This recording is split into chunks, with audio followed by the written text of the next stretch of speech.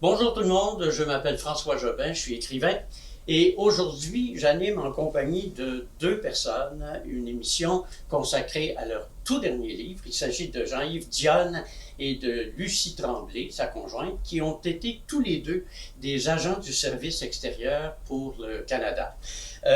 Ils ont publié un livre intitulé Diplomate en péril et ça constitue une critique du système en place.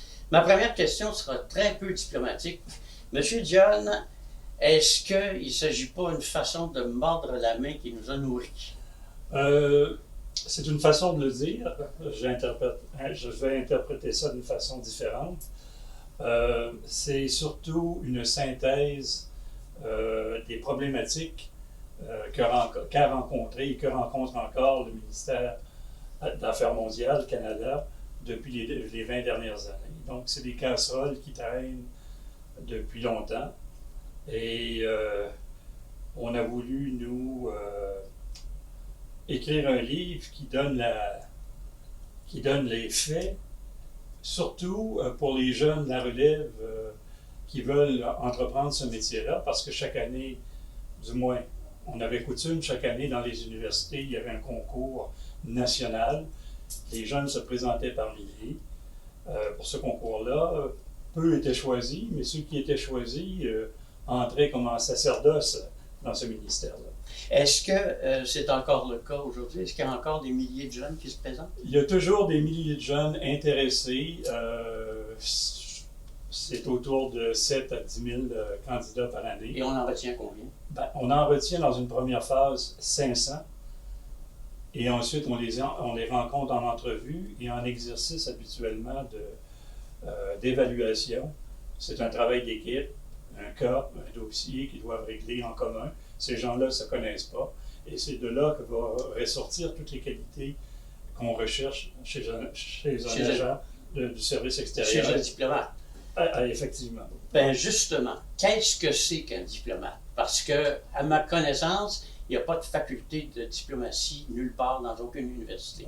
Un diplomate, c'est d'abord un fonctionnaire qui a une mission d'État et qui représente son pays à l'étranger et il a deux fonctions, une fonction de représentation et une fonction reliée à ses tâches dans sa filière d'emploi, qui peut être les relations diplomatiques, la promotion du commerce, de la technologie d'investissement, la culture, les affaires consulaires, la gestion des ambassades, la sélection des immigrants. Alors, ce sont des sujets importants pour l'État parce que ça travaille, en fait, ces gens-là travaillent pour la prospérité du pays, mais aussi pour la transparence du pays. Traditionnellement, on a l'impression que les grands diplomates, ce sont des hommes. Et que ces gens-là sont souvent célibataires, ou tout au moins qu'ils ont une épouse, mais qui est dans l'ombre. Vous avez été, Lucie, dans l'ombre de votre diplomate de mari, ou si vous avez fonctionné de façon autonome? Non, en fait, c'est sûr qu'au début, j'étais dans l'ombre parce que, le rôle des femmes était vraiment d'accompagner nos maris, de les appuyer dans leur mission. Hein. Et quand on a commencé notre premier poste, alors, moi, j'ai tout le temps été fonctionnaire. Mais quand on est parti, j'ai pris un congé sans solde. On m'a alloué un congé sans solde d'une année. Et c'est ça, à chaque année. Une année contre 3 ans de poste pour votre mari. À l'époque, on devait faire 2 ans. Le premier poste, c'était 2 ans. Alors, je pense qu'on a essayé de me décourager, sans le dire, pour que je me retire de la fonction publique. Puis finalement, j'ai tout le temps renouvelé, pour finir que, vous allez voir dans le livre, par hasard, j'étais à l'époque avec Industrie Canada, c'est-à-dire, pas Industrie Canada, Investissement Canada, et ce groupe-là a rejoint le ministère. Alors, je suis rentrée par la porte d'à côté. Là. Moi, je suis rentrée, là, comme il dit, là, par ces gens de l'extérieur. Je suis rentrée comme ça. Et j'ai fait 7 ans au ministère, puis après, on me donnait un poste à l'étranger, mais c'était vraiment... Est-ce que ça ne crée pas un problème qu'un couple voyagent, quand les deux ont une carrière, quelles sont les chances que les deux puissent se planter les pieds à la même ambassade? Ah, là, ben, bon. Écoutez, moi, j'ai déjà travaillé à la direction des affectations du personnel. À cette époque-là, nous avions un programme qui permettait d'accueillir ces demandes de couples d'employés du ministère. Et habituellement, ça marchait assez bien pour les employés du ministère, pas pour les couples d'employés de la fonction publique. Donc, la priorité était donnée d'abord aux employés du ministère. Parfois, les deux pouvaient être affectés en même temps. Parfois, un membre du couple devait attendre une année supplémentaire jusqu'à ce qu'un poste se libère Dans la même ambassade. pour cela. D'autres pays, comme les États-Unis, Israël, eux, ils ont créé des postes pour conjoints qui sont occupés par des conjoints dans les ambassades. On a ouvert du côté canadien la possibilité de permettre à des employés, à des conjoints compétents canadiens d'occuper des postes d'employés locaux. Alors, ça a créé au départ beaucoup de problèmes avec nos employés locaux qui voyaient là comme une intrusion, mais c'était une politique du gouvernement canadien, du ministère de donner une chance aux conjoints de pouvoir se trouver un emploi, parce que même en négociant des traités avec, entre autres, les pays du G7, c'est assez difficile pour une employée canadienne de pouvoir s'insérer dans le marché du travail local d'un autre pays. Oui. À cause des différences au niveau des avantages sociaux, de la réglementation, etc. Ça se fait souvent quand l'employé peut travailler pour une multinationale ou des choses comme ça. Mais c'est assez complexe. Les diplomates ont parfois des enfants et ces enfants sont appelés à voyager avec les parents. Une enfance dite normale, ça ne se passe pas en tranche de 2 ans. Ça se passe sur une longue période de temps. Vous avez 3 enfants. Comment est-ce qu'ils ont réagi à ces changements constants de pays et de culture? D'ailleurs, vous voyez ici l'illustration sur la couverture de notre livre. C'est une famille en transit et il y a des valises ouvertes, il y a des jeunes enfants, c'est des longs voyages, c'est des changements de climat. Mais d'ailleurs, vous avez dédié le livre à vos enfants que vous qualifiez d'otages. Oui, en fait, ils sont les otages de notre métier. Et on a demandé à notre fille de faire une illustration pour notre livre. Là. Et la première chose qui est arrivée, c'est cette illustration-là d'une famille en déplacement. Comment ils l'ont vécu, vos enfants? Je pense que ça a été, je dois dire, tant qu'ils étaient jeunes, les choses se passaient relativement bien.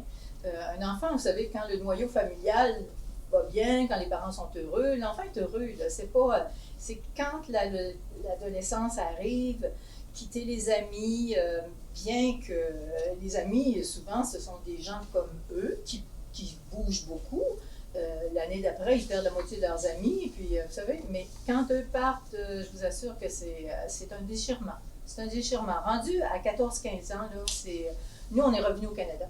Quand nos enfants sont arrivés à cet âge-là, on est revenus au Canada pour le temps qui se crée un réseau et qui rentre à l'université. Un autre problème, une autre question que vous abordez dans votre livre, c'est la question de la langue.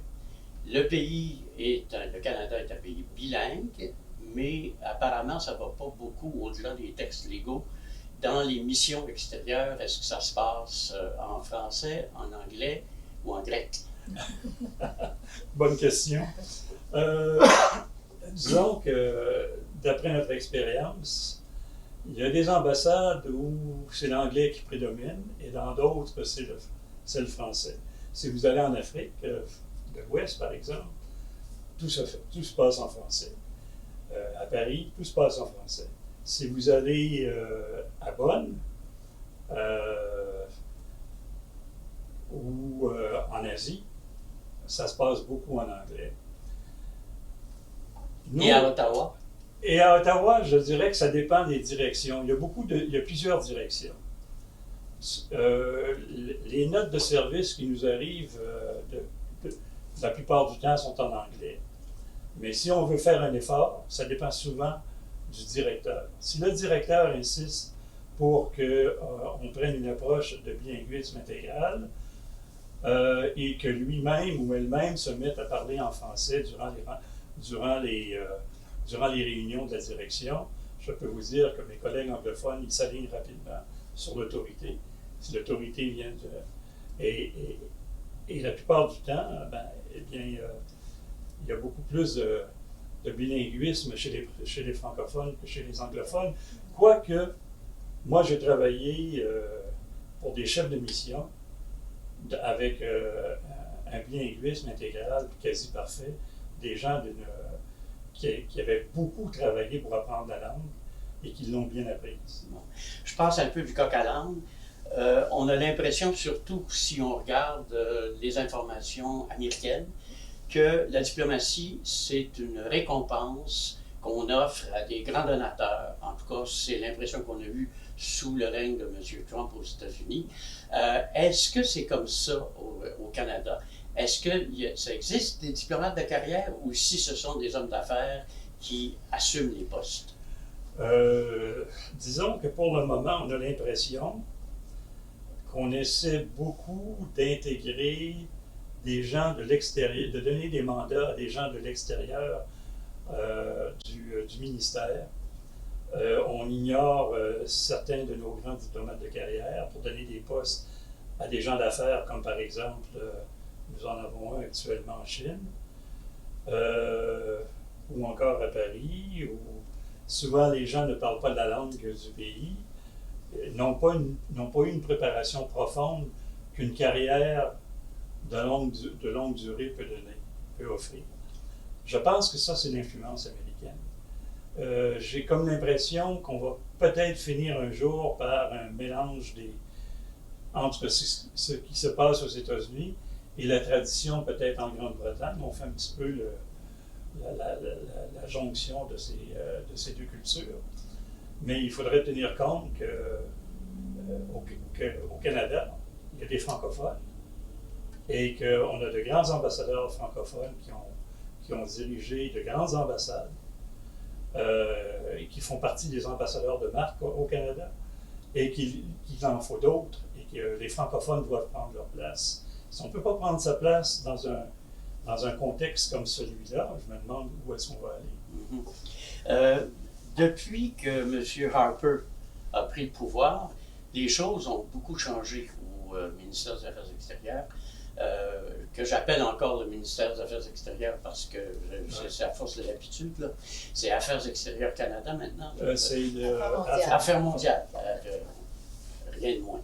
Affaires mondiales Canada. Donc, M. Harper s'est débarrassé de certains édifices qu'on avait à l'étranger dans lesquels logeaient les ambassadeurs ou encore les employés en expat. Il a restreint les budgets. Il a même, je pense, demandé ou exigé des diplomates qu'ils restent entre eux et qu'ils ne s'expriment pas publiquement. Est-ce que la roue tourne dans le sens inverse maintenant depuis qu'il est parti? Oh. Je pense qu'actuellement, le ministère est occupé à intégrer d'abord la fusion de l'Agence canadienne de développement international et d'essayer de recréer une machine qui maintenant accepte le multilatéralisme. Les libéraux sont retournés au multilatéralisme. Donc, mais il reste qu'au niveau du fonctionnement, il y a des ratés encore. Et est-ce que le prochain gouvernement va donner une plus grande priorité au ministère? Ça reste à voir. Ça reste à voir. Moi,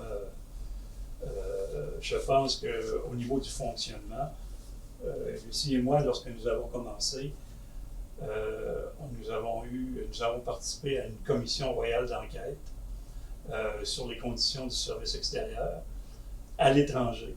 Cette fois-ci, je pense qu'il devrait en avoir une autre 40 ans plus tard pour analyser l'étranger et aussi au Canada, parce que on a comme l'impression qu'il manque un regroupement de communautés intéressées aux affaires étrangères pour amener des idées nouvelles.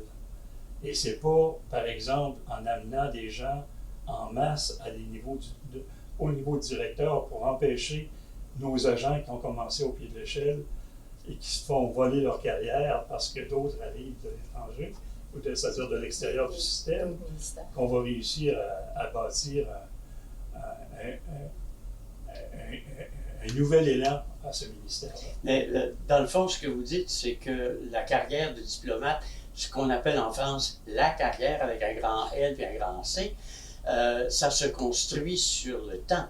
Ça n'est pas quelque chose d'immédiat. Je sais pas que non, je pense que vous avez raison. Ça se construit sur le temps. Quand on arrive, vous savez, comme vous dites, il n'y a pas de cours de diplomatie. Là.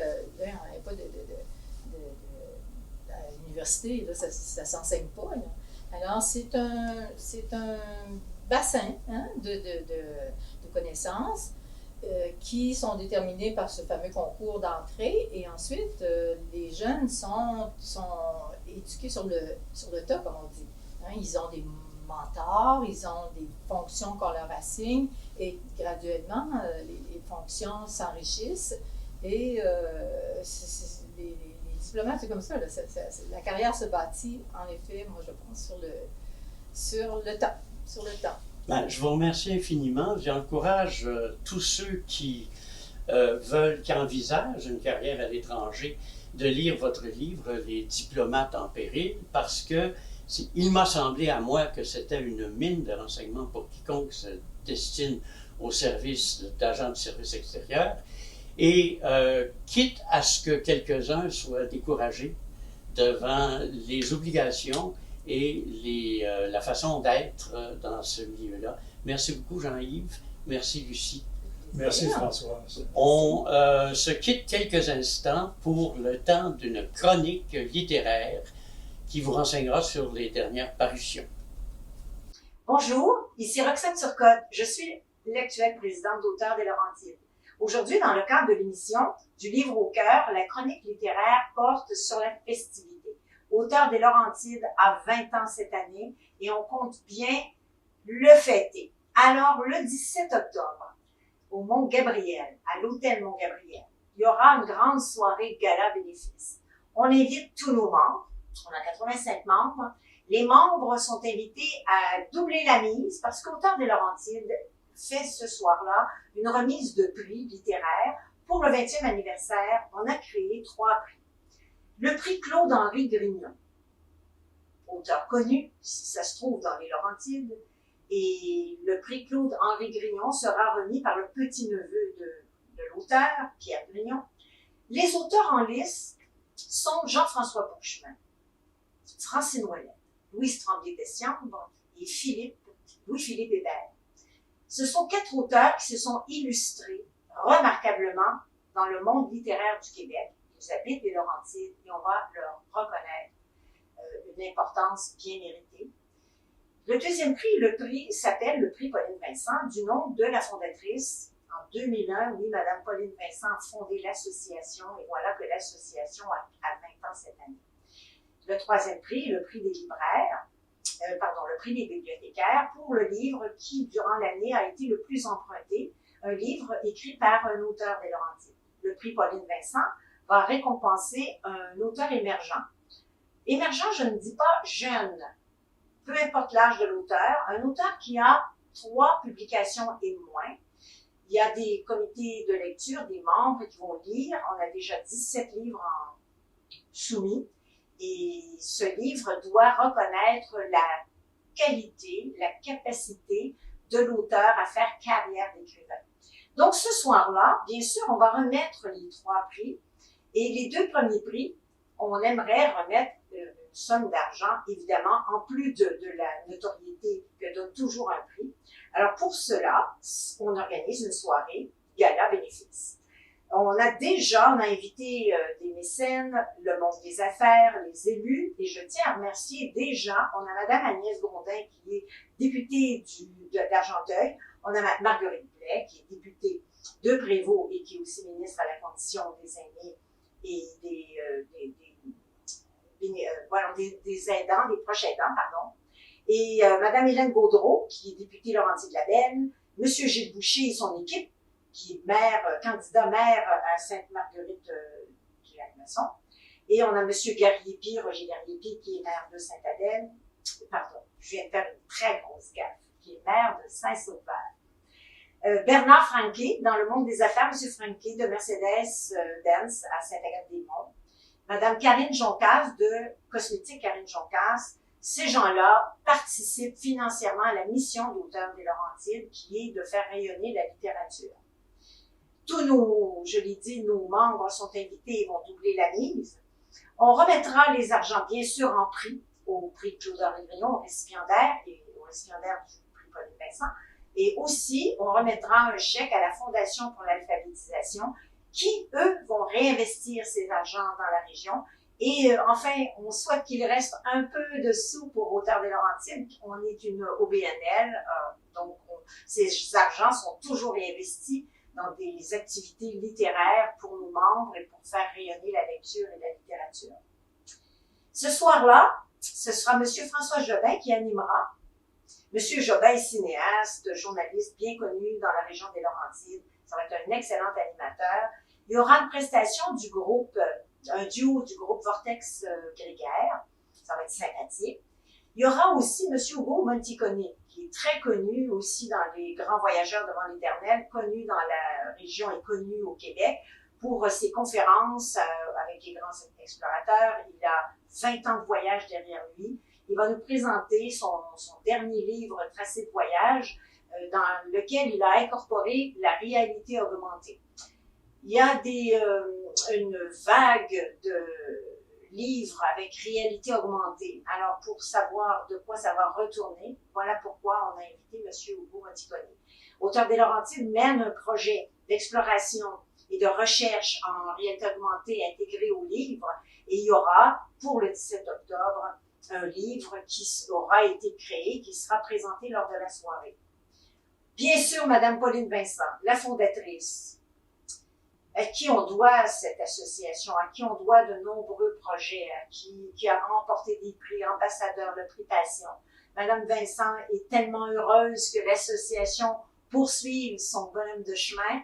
Elle a quitté en 2015 en disant « mission accomplie ». Elle sera présente avec nous et elle fera une rétrospective de tous les bons coups. Puis on sait qu'elle en a fait avec son équipe de l'époque jusqu'en 2015. Donc, ce sera présenté lors de cette soirée. Est-ce que j'oublie? On va faire aussi un cocktail. Donc, je lance un appel à tous les journalistes qui ont envie de participer au cocktail. Donc, ce sera à l'hôtel Mont-Gabriel à partir de 17h le 17 octobre. On offre un cocktail et on veut que ce soit convivial. Nos libraires bénévoles, car oui, Auteurs des Laurentides opère une petite librairie du livre d'occasion depuis des années maintenant. Et cette librairie roule formidablement bien grâce à nos libraires bénévoles qui seront présentes avec leur bonne humeur et leur goût de partager la passion de lire. Les auteurs en lice. Si vous ne les connaissez pas, donc je vous invite, si vous êtes un tant soit peu lecteur, à vous procurer un des titres, sinon tous les titres de ces 4 auteurs qui sont en lice pour le prix Claude-Henri Grillon. J'ai nommé Jean-François Beauchemin. J'ai lu plusieurs de ses titres, j'ai été conquise. Madame Louise Tremblay-Dessiambre, qui a d'ailleurs une série sur les Laurentides. C'est une dame qui écrit des romans historiques. Elle joue d'une popularité phénoménale dans les librairies. Elle est best-seller, elle est sur les listes des meilleures ventes parce que le public aime lire ses livres. Alors, allez voir ce qu'elle y met, c'est certain que c'est intéressant. Il y a Madame Francine Ouellette aussi, dont je vous ai, qui a écrit des livres formidables qui ont été transformés, filmés, qui sont devenus des séries bien connues sur la chaîne Radio-Canada. Et le quatrième auteur, Louis-Philippe Hébert, qui a été récipiendaire d'un prix du gouverneur général, qui écrit, qui est un poète, qui fait des lectures formidables. Donc, ce sont 4 auteurs à découvrir. Si vous ne les connaissez pas déjà, je vous invite absolument à le faire. Maintenant, si vous avez envie de nous donner un coup de main, vous êtes lecteur, vous voulez participer à la mission d'Auteurs des Laurentides, c'est le 20e anniversaire, pourquoi pas écrire, téléphoner au bureau, l'adresse apparaîtra au bas de l'écran. Vous avez envie d'être amis, nos membres sont des auteurs, mais on a des membres amis. Vous avez envie d'être amis de la littérature, amis d'Auteurs des Laurentides. La porte est grande ouverte. Vous avez des projets, des idées, vous voulez collaborer. Donc, cette année, comme c'est le 20e, non seulement il y a cette formidable soirée gala bénéfice où on va remettre 3 prix formidables, ben, on a des projets extraordinaires aussi. Madame Cazenave, notre directrice générale, a proposé plusieurs projets qui ont été retenus, dont la tournée des auteurs qui se passe dans la MRC des Pays d'en Haut. 32 auteurs vont parcourir tous les samedis de l'été les 7 villes des Pays d'en Haut. Il y a aussi ce projet d'exploration du livre en réalité augmentée et il y a un extraordinaire projet. On va amener notre petite librairie d'occasion en caravane dans les Laurentides, dans les petites municipalités, des livres à 2, 3, 4 dollars. On en a plein à vous offrir. Ça se mettra en branle après le gala bénéfice, au mois de novembre, et pendant l'année prochaine, la caravane d'Auteurs des Laurentides sera présente sur le territoire. Donc, ayez l'œil ouvert. Si vous avez envie d'acheter des livres à petit prix, ce sera un de nos projets qu'on va véhiculer partout dans la région. Qu'est-ce que j'oublie? Qu'est-ce qu'on a fait aussi comme projet cette année? Il y a bien sûr toujours la galerie. On a aussi à Saint-Sauveur, adjacent au bureau, un espace galerie et où on présente récemment, il y a eu une extraordinaire exposition Oiseaux d'augure et encore plus récemment des livres d'artistes. C'est ouvert du jeudi au dimanche. Venez faire un tour. Il y a des œuvres à bon prix, des œuvres de qualité. Et puis, voilà, il faut participer à la culture. C'est ça notre mission, particulièrement la littérature. Donc, je vous dis, venez nous voir, encouragez la littérature et lisez nos auteurs. Voilà, c'est tout pour cette semaine de notre émission du Livre au cœur. Retrouvez-nous la semaine prochaine alors que nous aurons une rencontre avec un autre invité et une autre chronique des livres qui sont publiés.